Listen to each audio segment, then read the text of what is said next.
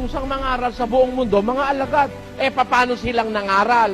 Sabi nung pilosopong kausap ko sa Pampanga, paano ka makakapangaral ng mga apostol? May patay na. Sabi. Paano raw makakapangaral? Patay na. O, sabi ko, sino naman nagsabi sa'yo ang mga apostol patay na? Ikaw kako ang patay, hindi yung mga apostol. O, pakinggan mo, 5:6 ng unang Timoteo. Datapwat ang nangagpapakabuyo sa mga kalayawan, bagamat buhay ay patay. Ayun, yun ang mga patay. Yung nakabuyo sa kalayawan, bagaman buhay, patay. Para sa Diyos, yung mga lasenggo, babaero, sugarol, gubon sa drugs, buhay pa, patay na yun eh. Pero yung taong banal, gumagawa ng kalooban ng Diyos, patay na yun, buhay pa rin eh. O, di ba? Pakinggan nyo, sa isang talata ni Mateo 22. Ako ang Diyos ni Abraham, at ang Diyos ni Isaac, at ang Diyos ni Jacob. Ang Diyos ay hindi Diyos ng mga patay, kundi ng mga buhay. Tanyo, ang Diyos hindi Diyos ng mga patay, kundi ng mga buhay. Kaya pagka meron kang Diyos, hindi ka naman tinuturing na patay. Kahit patay ka na sa laman, hindi ka papatay. At katunayan, hanggang ngayon, buhay na buhay ang mga apostol. Buhay na buhay. Gusto nyo, babasahin ko talata? Aten nyo ha? Kaya hindi kailangan magka-apostol na Pilipino eh. Oh, apostol Pilipino. Siya raw, apostol. Apostol? Bakit nakita mo ba si Kristo? Ang apostol nakakita kay Kristo, nakasalong kumain at uminom. Ikaw ba nakasalo ka kahit merienda? Hindi nga eh. Paano ka laging apostol?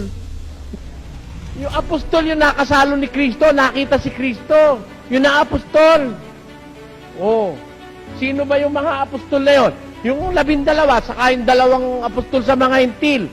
O sabi, patay na raw. Ano sinasabi sa'yo patay? Patay na yung katawan lupa noon. Pero buhay na buhay yun. Gusto nyo mabasa? Basa. Pakinggan nyo ha. Sa unang Korinto 4:9.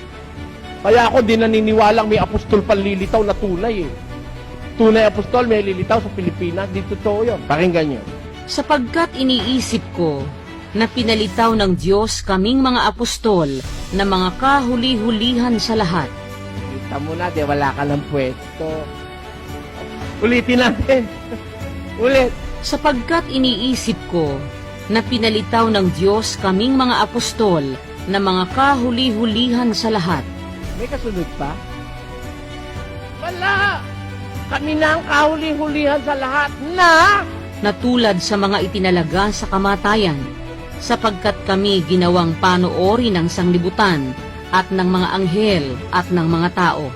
kita mo, kaya sila kahuli-hulihan, ginawa silang maging panoorin ng sanlibutan, ng mga anghel at ng mga tao. Kaya hanggang ngayon, buhay na buhay, pinanonood sila natin sila. Nanonood ba kayo sa mga apostol? Nanonood. Ano ang sabi ni Pablo? Basa. Ano ang sabi ni Marcos? Basa. Ano ang sabi ni mga apostol? Di ba yun ang binabasa natin? Kaya hanggang ngayon, pinapanood natin eh. Ano po ang sabi ni Apostol Mateo? Basa. Oh. Ba't kakailangan? Kumpleto na. Nonsense ka naman eh. Kailangan pa ba pagka-apostol may kumpleto na? Meron pa bang nakalimutang ituro mga apostol? Wala nga. Ano pwesto mo? Asan ka? Mahiya ka naman.